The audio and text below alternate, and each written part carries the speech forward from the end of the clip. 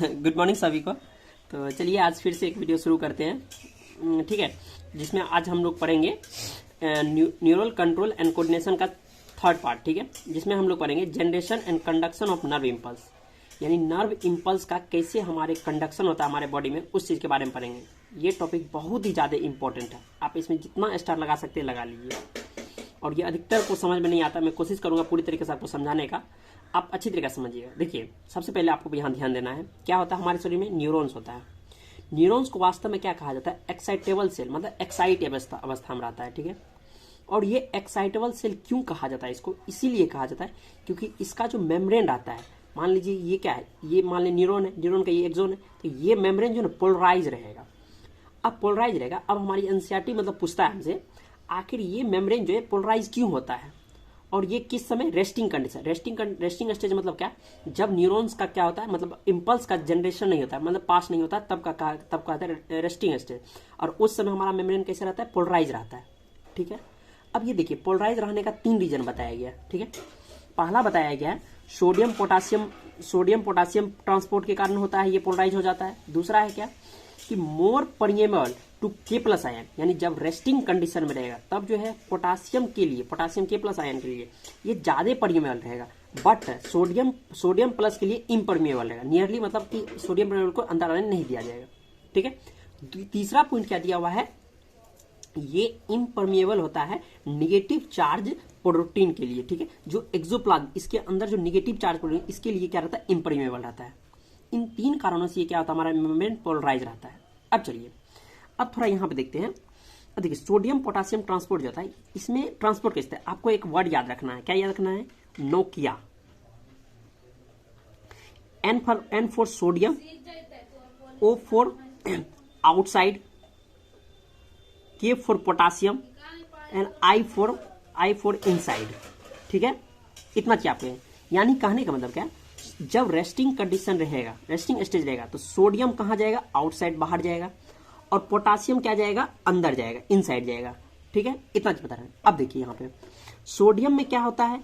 Na+ होता है, और पोटासियम क्या होता है? Ka+ होता है। अब मुझे तो ये तो पता चल गया कौन बाहर जाता है कौन अंदर जाता है। अब कितना जाता है ये भी तो पता। 3 सोडियम आउटसाइड, 2 पोटासियम इनसाइड जाता है, ठीक है। अब देखिए कैसे याद रखना है, 3 जाता है, बार बार कंफ्यूज होइए। देखिए सोडियम में कितना? 1 2 1 3, यानी 3 कितना? 3 जाता है, बाहर जाता है।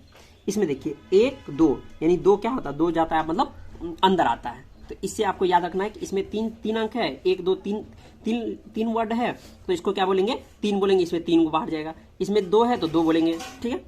अच्छा, अब ऐसा आपको समझ, एक चीज आपको याद रखना है, एक क्वेश्चन पूछा गया था कि मोस्ट एबंडेंट इंट्रासेलुलर आयन कौन सा है, सतदीप में पूछा गया क्वेश्चन है, ठीक है। तो आपको याद रखना वो क्या है? पोटासियम है, ठीक है, अच्छी तरीके याद।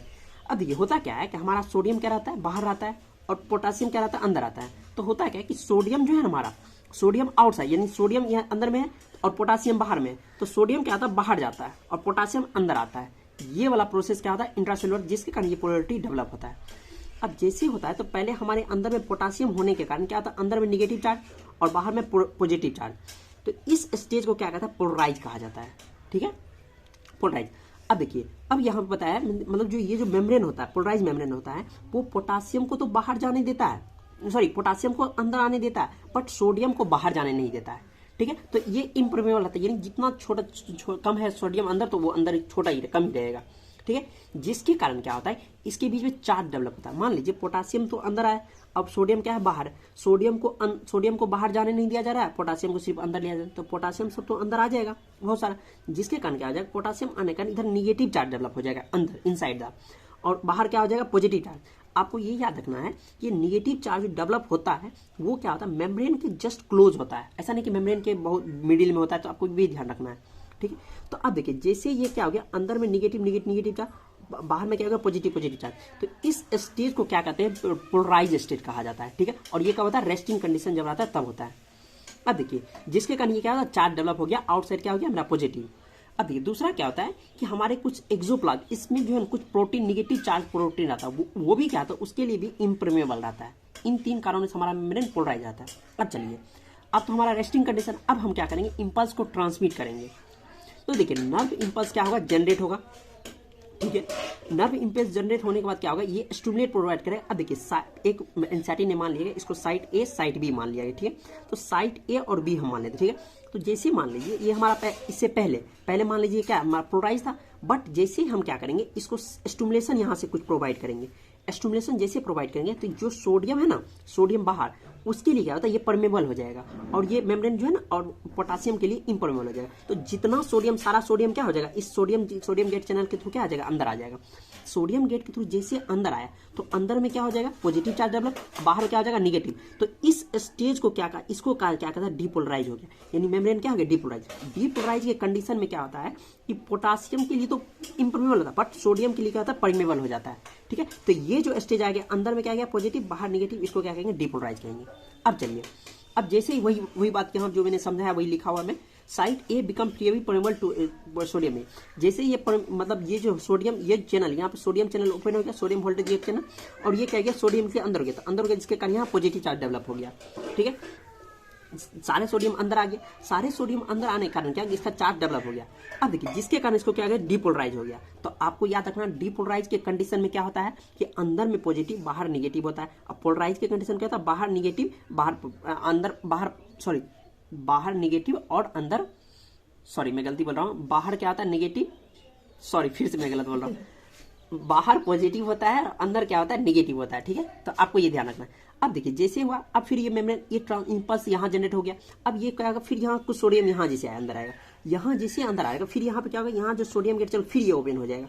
ओपन होने के कारण क्या हो जाएगा, यहाँ पे जितना ओपन हुआ ना, तो सारा सोडियम अंदर आ गया। तो ये इम्पल्स यहाँ से यहाँ ट्रांसमिट होगा, इस तरह हमारा ट्रांसमिट होते रहता है। और जैसे ये ट्रांसमिट हो गया तो फिर ये जैसे मान लीजिए मेरा था फिर पॉजिटिव आ गया, फिर से ये न्यूट्रल हो जाना, यानी जैसा पहले कंडीशन था न्यूट्रल हो जाना, तो उसको क्या बोलेंगे, रिपोलराइज कहेंगे, ठीक है। तो जैसे मान लीजिए ये डिपोलराइज होगा तो ये स्टेज क्या होगा, डिपोलराइज हो जाएगा। फिर आगे मान लीजिए सी होगा, तो सी अगर डिपोलराइज होगा तो ये क्या हो जाएगा, रिपोलराइज हो जाएगा, ठीक है। तो अब देखिए, अब याद रखना आपको, अगर यदि डिपोलराइज स्टेट होता है तो उसमें 30 मिली वोल्ट का क्या होता है, ये इसके बीच का पोटेंशियल डिफरेंस होता है। और पोलराइज स्टेट में कितना होता है, -70 मिली वोल्ट का होता है। ये आपको याद रखना है, ठीक है। अब देखिए, अब यही कारण क्या होता है, पोलैरिटी रिवर्स हो गया। मुझे आशा है कि आपको सारा चीज समझ में आया होगा और अच्छी लगे तो